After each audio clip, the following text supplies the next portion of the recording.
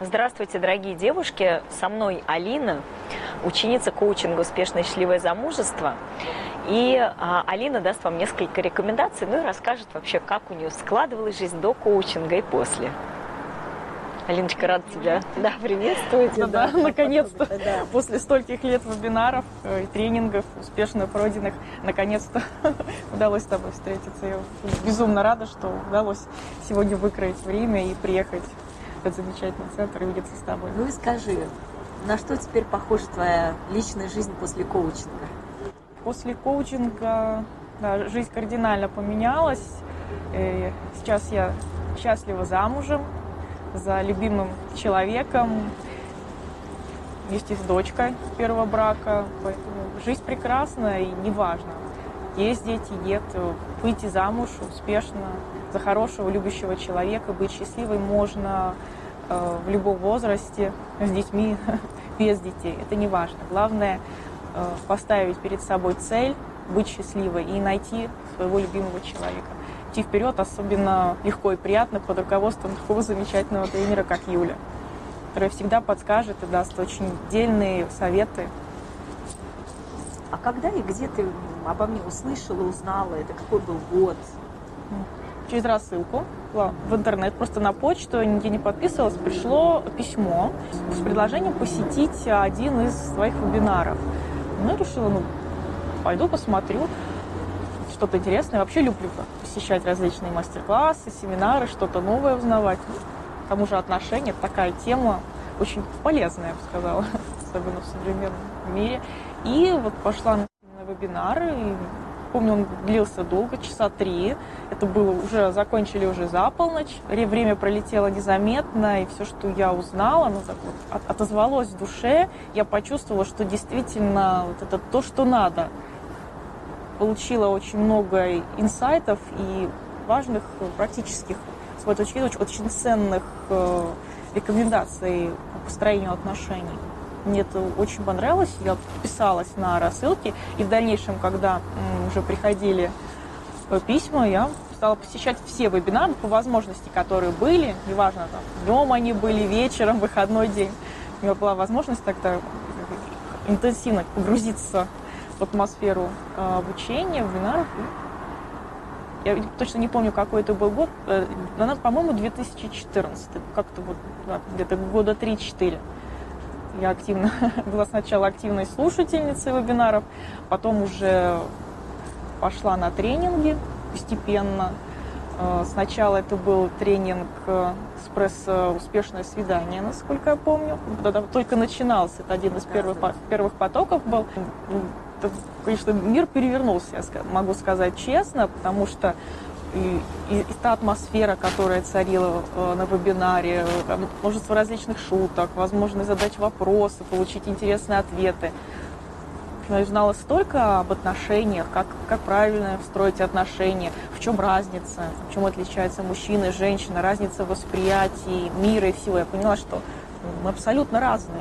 И просто так, без подготовки, без каких-то знаний, причем не просто знаний, а именно качественных, действительно, которые показывают, в чем разница, действительно, на что нужно обращать внимание в первую очередь, если хочешь построить именно успешные отношения на всю жизнь, найти одного единственного на всю жизнь, а не просто на пару недель. После курса свидания ты уже пошла в замужество или ты еще что-то? Я еще записалась на курс «Грация».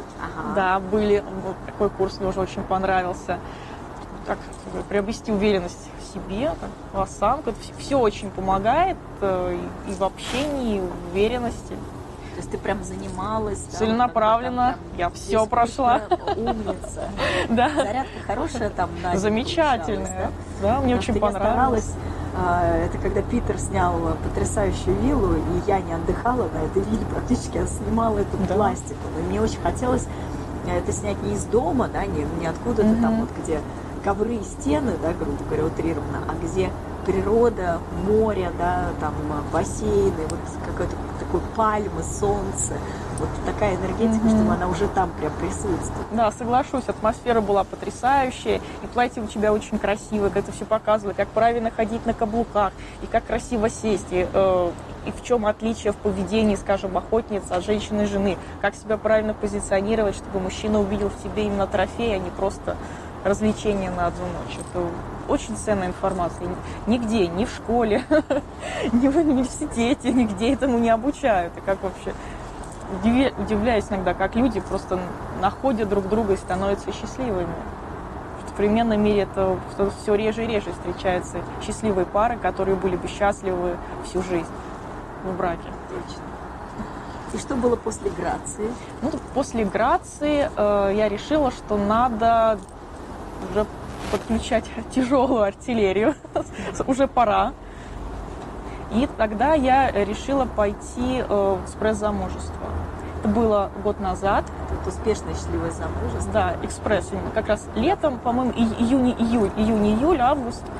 И немножко сентябрь мы захватили в том году. Вот уже пошли это первые... был 2016 год. Да, это был лето 2000, да. Даже вот не июнь, а мы где-то июль, август, вот так вот. Да, сентябрь, и сентябрь наверное, еще немножко да, захватили. да. Повезло, такой получился длиннее, чем обычный экспресс. И, ну, результаты, конечно, поразили меня в первую очередь. Замужество говорит само за Да, себя. То есть это верно. мы еще, наверное, год назад не закончили эту тренинговую программу, да? Ну, вот сейчас уже сегодня ближе, 14 сентября, ты еще где-то год назад, наверное, еще училась, ну, скажем так, заканчивала, да? Да, я уже была в процессе, я уже вышла на сайты, уже пошли первые свидания, я уже стала встречаться, и где-то вот в это время познакомилась уже с будущим мужем на сайте знакомств. Как-то постепенно, все получилось очень быстро. Познакомились буквально месяц, уже все стали активно встречаться. И в апреле этого года мы сыграли свадьбу. Классно. Спасибо. Поаплодировать.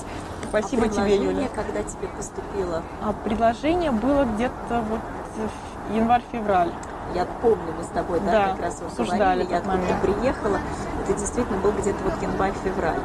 Ну и зрели, да, вот вы как-то к этому, получается, шли вот где-то 3 месяца, да, вот там в сентябре, да, ты познакомилась с молодым человеком?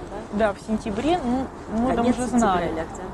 Мы просто решили подождать до весны, хотели именно весной сыграть, а то бы еще раньше, может быть, свадьба была. Нет, я хотела именно весной подождать. Ну, в какой-то степени для меня это было немножко быстро.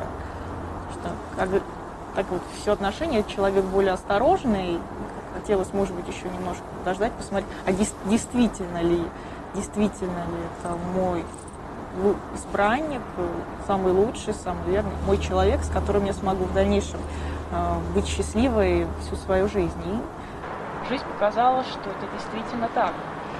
И когда я вспоминаю, как наши отношения только начинались, сразу было понятно, что мужчина действительно более зрелый, успешный, статусный, но свою женщину, как много раз говорила на вебинарах, видит сразу и не отпускает.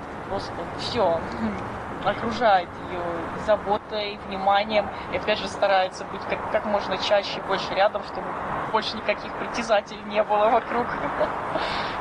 Но это настолько приятно чувствовать, понимать, и главное ощущать заботу, поддержку, любовь со стороны мужчины. Этим очень всем проникаешься и начинаешь чувствовать себя настоящей женщиной. Очень важно. Потому что когда в жизни наступают не очень благоприятные события, как развод или расставание, с любимым человеком сложно, очень сложно вновь открыть сердце, поверить кому-то.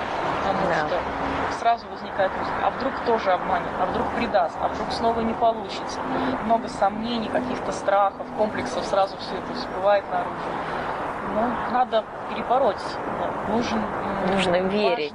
Да, именно вот права. Поверить мужчине, поверить, что он сможет пойти за ним, пойти за ним в отношения. И Главное не спешить, не надо сразу бросаться в омут с головой, надо именно идти под руку, рядом, не забегать вперед и не плести где-то в хвосте, чтобы он тебя тащил. Нужно идти рядом и наслаждаться теми мгновениями вашего общения, близости. Потихонечку раскрываться новым отношениям и будущему вместе. Такие потрясающие слова. Спасибо большое, Алина. Вот когда слышишь тебя и вот понимаешь, что женщина этим живет, она это почувствовала, она это пронесла через свою жизнь. Да. И то, что ты сейчас говорила, вот я рядышком сижу, но я думаю, что девушки за камерой, они также это почувствовали, вот состояние, которое испытала и ощущает сейчас Алина. Вот у меня такой вопрос. У Алины дочка. Да. Сколько девочке лет? У меня чудесная дочка. Сейчас ей уже 6 лет. 6 лет. Да. Бытует мнение, знаешь, что если женщина уже там с дочкой или с 2 детьми, вот некоторые девочки, они ставят на себе крест и думают, ну вот все, я должна поднять детей, все концентрируются на детях, а про себя я уже забыла. И я убеждена, кому я буду нужна, с детьми, там, с чужими. Наверное, не найдется такого мужчины, не найдется такого вот принца, да, на белом свете, кто вообще захочет быть со мной, потому что я с багажом, да. Вот что ты можешь сказать на эту тему? Потому что я выходила замуж, у меня еще не было своих детей, а вот ты как женщина, у которой был ребенок, были какие-то такие мысли? Есть, бродят ли они в голове? И как ты сделала так, что у тебя все получилось, если это такие мысли были? Скажем, к концу уже отношений с первым мужем, в конце первого брака, я уже понимала, что все отношения фактически разорваны. И тогда начинали посещать мысли, что вот у меня ребенок, я теперь никому не нужна, на всю жизнь одна. И вот как раз в этот момент я стала посещать твои вебинары, и там стала говорить, что это не является каким-то препятствием для счастья, и к тому же воспринимать ребенка как багаж, мне это кажется немного дико. Наоборот, когда я стала выходить на сайты знакомств, я, во-первых, везде всегда указывала, что у меня есть ребенок, я никогда этого не скрывала и не собираюсь стыдиться того, что у меня есть замечательная, чудесная дочь. Это прекрасно, это подарок жизни, и считать это каким-то балластом, который помешает мне в дальнейшем выйти замуж. Нет, наоборот, я считаю и убедилась на практике, что ребенок – это как раз лакмусовая бумажечка для мужчины. Достоин ли он? Я поняла, что принять чужого ребенка как своего, подарить ему столько же внимания и ласки, сколько мужчина подарил мне, потому что если мужчина любит, по-настоящему любит свою женщину, он не только полюбит и примет ее ребенка, он будет оказывать ему столько же внимания, дарить столько же времени, столько же поддержки, сколько он дарит своей любимой женщине. И если мужчина действительно достоин, у него большое сердце, в котором он способен накопить, концентрировать и подарить миру и людям вокруг себя много теплоты, ласки и любви. Поэтому всегда говорила, что вот у меня ребенок, у меня дочь, я ее очень люблю, там, так далее, так далее. Никогда не скрывала этого. Если человек видел, что опа, у тебя ребенок, все, я побежал, это просто не мой мужчина. Это человек, который боится ответственности, боится отношений. Ну и что ребенок? 2, 3, 5. Конечно, мужчин, которые рискнут построить отношения с женщиной, у которых там 3 детей или 4 детей, их меньше, но зато эти мужчины будут более качественными, это будут действительно достойные рыцари, которые придут, окружат заботой не только любимую женщину, всех ее детей, создадут настоящую крепкую семью, и, как ни странно, они будут ценить этот семейный очаг, может быть, даже больше, чем мужчины, который никогда не был женат, у него не было детей, он не знает, что это такое. Какие-то потрясающие, глубокие сказала слова, вот пропитанные женской мудростью. Спасибо большое. И я так рада, что, опять же, ты это все видишь в своей семье, которую ты создала, да, благодаря тому, что ты двигалась вперед, благодаря тому, что ты работала над собой, благодаря тому, что ты верила, да, вот не унывала. Я с тобой абсолютно соглашусь, что ребенок и вообще все то, что есть у вас, дорогие женщины, в том числе и ваши годы, это ваше богатство. это действительно ваша радость, это неотъемлемая часть вас. И нужно нести себя и показывать себя действительно. И тот мужчина, который ищет именно такую вот женщину, именно с таким опытом жизненным, с детьми, с годами, с летами, с каким-то, я не знаю, прожитым на разных континентах или в рамках одной страны, да, там, женщина, которая увлекается этим или тем, вот вы нужна, да, потому что нужна все равно по определению любимая, родная женщина. И если это вы вот в том собирательном опыте, то значит, он искал вас всю жизнь. И поэтому то, что вы ставите крест на самой себе, в силу или в рамках каких-то, это абсолютно неправильно. По сути, вы, не принимая себя, не любя себя и не желая самой себе счастья, его, собственно говоря, не получаете. А задача здесь как раз-таки наоборот, ощутить счастье вот всего того, что ты аккумулировала себе в жизни. И вот это собирательное счастье, оно примножится, и обязательно придет тот мужчина, который вас почувствует, полюбит и захочет быть рядом. Да? И не просто рядом, а ухаживать, дарить тепло, ласку, взять ответственность за семью. Ребенок, он может быть счастлив только тогда, когда счастливы его родители, когда, в частности, счастлива его мама. Если его мама упахивается на 3 работах, приходит домой за полночь, не видит своего ребенка, ночами тихо плачет в подушку, потому что у нее нет рядом любимого, близкого человека, которому она может рассказать о том, что ее волнует, о своих переживаниях, проблемах. Просто человека, который может ее обнять, поцеловать и сказать, что он ее любит. Поэтому обязательно ищите этого человека. Ищите этого человека для того, чтобы стать счастливой, чтобы вновь почувствовать себя желанной, чтобы вновь наполнить свое сердце любовью. Эта любовь, она как живительный источник, она залечит не только ваши раны, но вновь сплотит вашу семью. Вы снова почувствуете, что вы семья, вы, ваш ребенок и ваш муж. Новый любящий мужчина, который станет прекрасным отцом для ваших деток. Сколько бы их ни было. Знаете, этот человек есть. Вам просто нужно поверить в себя и с помощью Юли идти вперед. Рано или поздно, я знаю, вы найдете этого человека. Я убеждена в этом. Я поверила Юле, пошла вперед и очень быстро встретила того единственного замечательного мужчину, самого лучшего на этом свете. Безгранично рада тому, что когда-то сделала первый шаг. Теперь очень счастлива. Как здорово, Алин, знаешь, тебе хочется тебя вот обнять и вообще вот не отпускать. Ты настолько вот теплая, добрая, ты раскрывшаяся через эти отношения и вот через весь тот путь, который мы проделали вместе. Потому что я помню Алиночку год назад, когда мы занимались в это время, как Алина поменялась через эти фотографии, как вот было это размещение. А ты успела на много свиданий вообще вот как-то вот сходить или особо? Особо нет. Там буквально 1-2, и я уже встретила уже. Да, встретила своего любимого человека, и я очень этому рада. Я знаю, что бывают разные ситуации. Кто-то быстро встречает свою любовь, кто-то ее встречает спустя год, несколько лет. Я думаю, что человек, если он поставил себе цель найти любимого человека, также должен найти в себе силу, терпение, дождаться этого человека. Может быть, он сейчас в другой стране, занимается каким-то очень важным для него делом, проектом. И спустя какое-то время, это может быть полгода, он приедет в вашу страну, и вы встретитесь с ним, либо на сайте знакомств, либо в каком-нибудь уютном кафе за соседними столиками. Я верю, что в этом мире есть нечто большее, чем то, что мы видим, и кто-то очень умело руководит и направляет нас. И рано или поздно он свяжет нити наших судеб с любимыми, долгожданными, самыми лучшими спутниками нашей жизни. Алин, ты прям вот пропитана сейчас вот женственностью. Спасибо большое, Юль.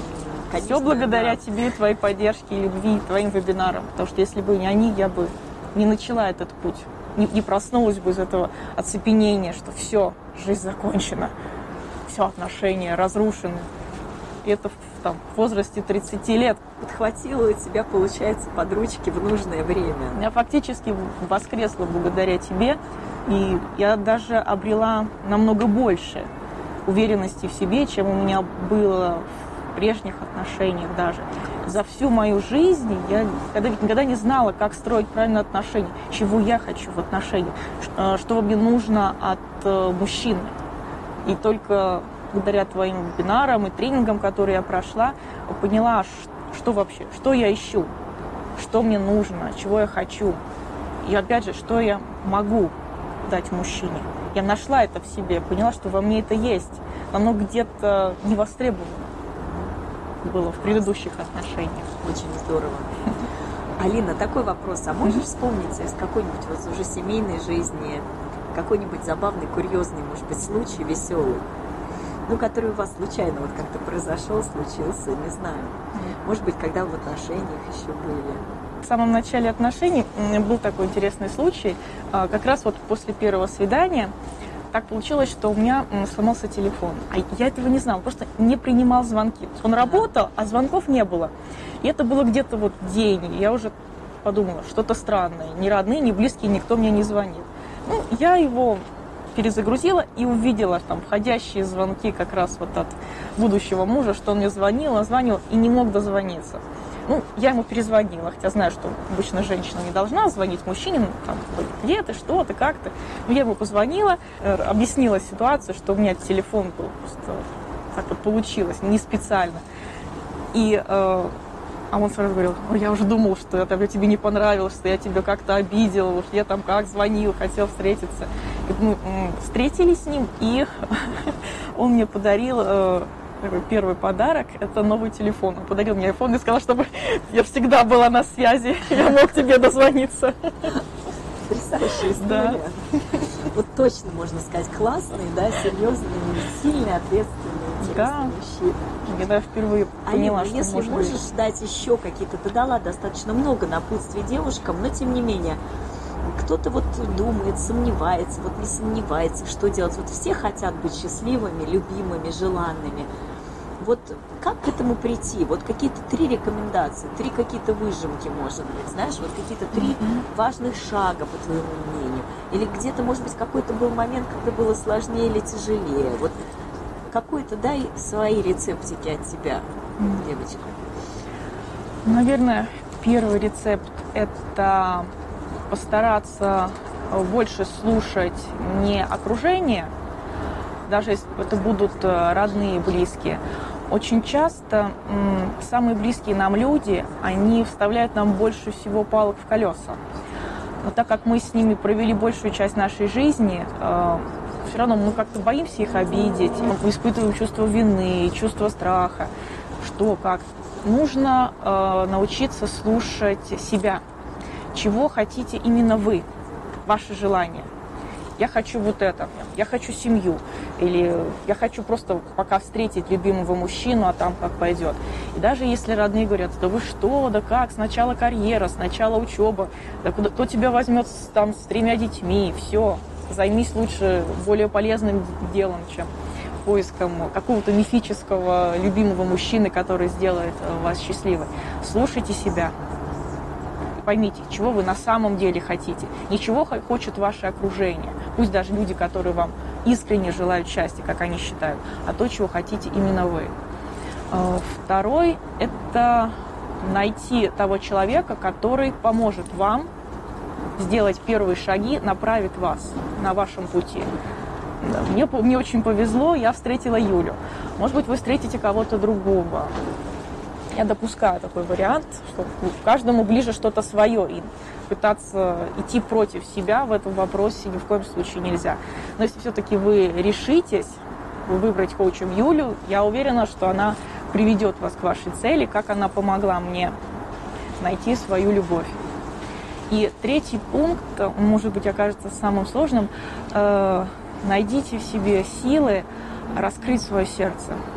раскрыть его навстречу людям, навстречу жизни, навстречу будущего мужчине и любви, которая придет в вашу жизнь. Многие люди боятся открыть свои сердца, потому что чем открытие у человека душа, тем больше в нее хочется загрузить какой-то эмоциональный негатив, все окружающие люди, даже те, кто с вами не знаком. И многие поэтому закрываются, боятся открыться, предчувствуя, что им могут причинить боль. Но все же... Открыв сердце, вы дадите энергию. Да. И энергию тому любви. человеку, который в ней нуждается, и поверьте, даже вот по опыту, как-то вот оно у вас восполнится. Потому что когда мы щедро отдаем, нам не жалко, и мы не чувствуем, что у нас что-то уходит. А когда мы вынуждены слушать, вынуждены отдавать, вот тогда мы чувствуем себя чаще опустошенным.